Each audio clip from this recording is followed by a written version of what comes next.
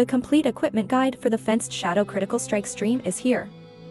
First, let me show you the target shooting data, but what I want to say is that this data has received a hunting level 5 bonus from our temperature control tower, which means that the gun damage is increased by 30%.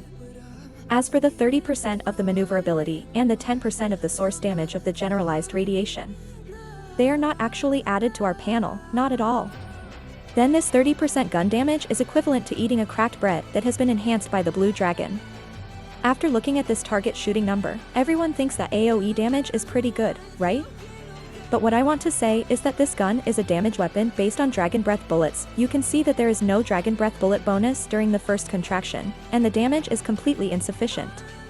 The damage bonus of the Dragon's Breath bullet is 85% of the attack power.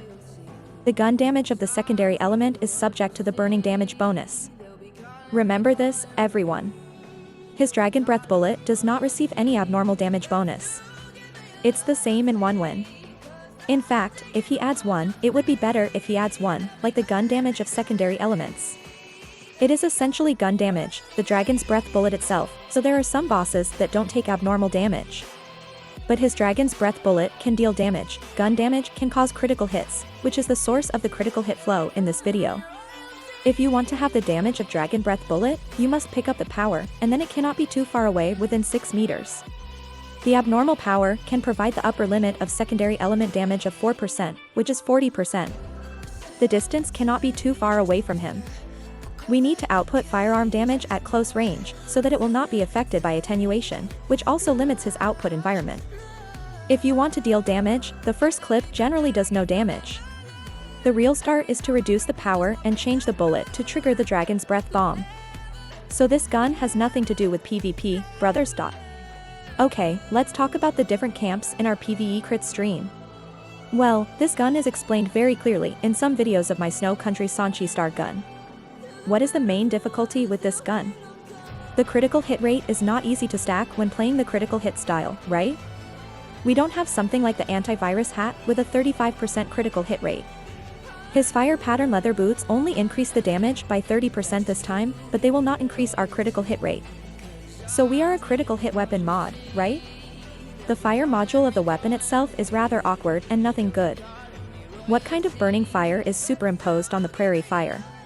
What is this? Embers are gone, and reducing burn overflow will only reduce the multiplier by 50%. And for us, we don't want things like blood regeneration, because they are not that suitable for us. So we might as well bring a blue module with critical hit enhancement to provide a 9% critical hit rate. In this case, our critical hit rate will not be so ugly. Let's take a look at the critical hit rate panel. It's 51.3%, which is pretty good, right? This is currently without a lucky player. If you can add another wave with a lucky player, it will be much better than the critical hit rate of courage, much better. After all, we ditched the weapon mod and replaced it with a 9% critical hit rate. Okay, let's take a look at this outfit in other positions. There are only 2 options for the head module, Fire Pursuit and Lucky Player. The increased rate of fire at the front during Fire Pursuit is indeed very comfortable, but the rate of fire at the back of the magazine suddenly slows down again, which makes people feel really uncomfortable in the hand. Although there is a 30% firearm damage bonus. Then the second choice is the Lucky Player. So you can see my test, Fire Pursuit to hit the weak point or not to hit the weak point, and the total damage of 2 million with the Lucky Player. Do you know who is taller and who is the fastest? The answer is Lucky Poker. Because the fat-faced eagle only has 15% of a basic weakness damage, it counts as firepower. There is only 1 second difference in the time between chasing and hitting the weak point and not hitting the weak point. Come on, everyone will understand when you look at this time, 33 seconds for the Lucky Player, 35 seconds for the Fire Pursuit without attacking the weak point, and only 34 seconds for the weak point. So I recommend that you bring a Lucky Player, so you don't have to think about weaknesses. Right? For the clothing module, we only need to find one with gunshot and explosion injuries. If you have a very good one with this kind of critical damage enhancement, which increases the critical hit rate by 2%, the critical hit damage bonus, and the gun damage bonus, you can also use this blue module. If you don't have one, you don't have to pursue this kind of one. You can just use the ordinary golden one. Because the golden one has 4 entries, except for explosion damage apart from gunshot wounds, these terms are very important to our superiors, right? For the pants, we directly choose a crit fanaticism. As for weather resonance, another thing is included. Everyone has to check whether their entry is good or not. Then on the shoe side, we still play steadily, or we cover the back and find someone with a gunshot wound. Then the gloves can't run away. So the critical strike must be strengthened. For this size, I didn't choose resonance on the pants side, but I chose a resonance on the gloves side, right? Because the blue gun damage of this glove is too low, and here it is only gold, plus the reload speed, there are not many choices. We just need to select this depth explosion. For enemies in a burning state, the critical damage will be increased by 40%. Our own 27% chance of triggering burn is actually not that low. After all, our own critical hit rate is not high enough. In terms of matching the armor and equipment on my body, I chose one of the 4 lone wolves in 1 fortress. Options, guys. First of all, we can choose a variety of combinations, including 4 lone wolves and 1 fortress, 3 lone wolves and 2 rescues, and so for the deep explosion suffix, we try to have explosion, or choose explosion, which adds critical hit damage and string damage. If not, you can also bring this kind of burning damage module with an exclusive suffix for burning damage, which is also possible.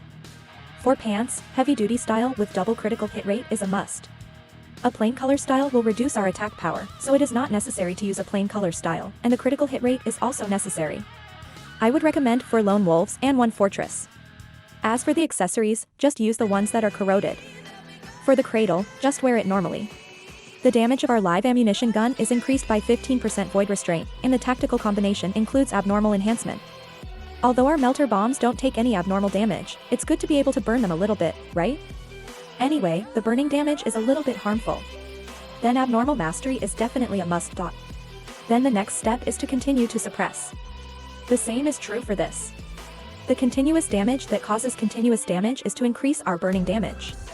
In fact, we didn't eat much of these. We just added a little bonus to the burning damage.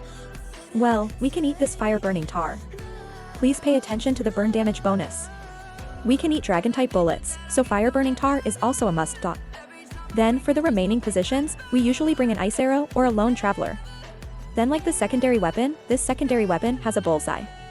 You can bring this phase restraint, or bring a skyline action, energy suppression defense, etc. Many friends also asked what to bring with this injured object. So my recommendation is that if you want the highest and greatest damage, you must still bring the red dragon.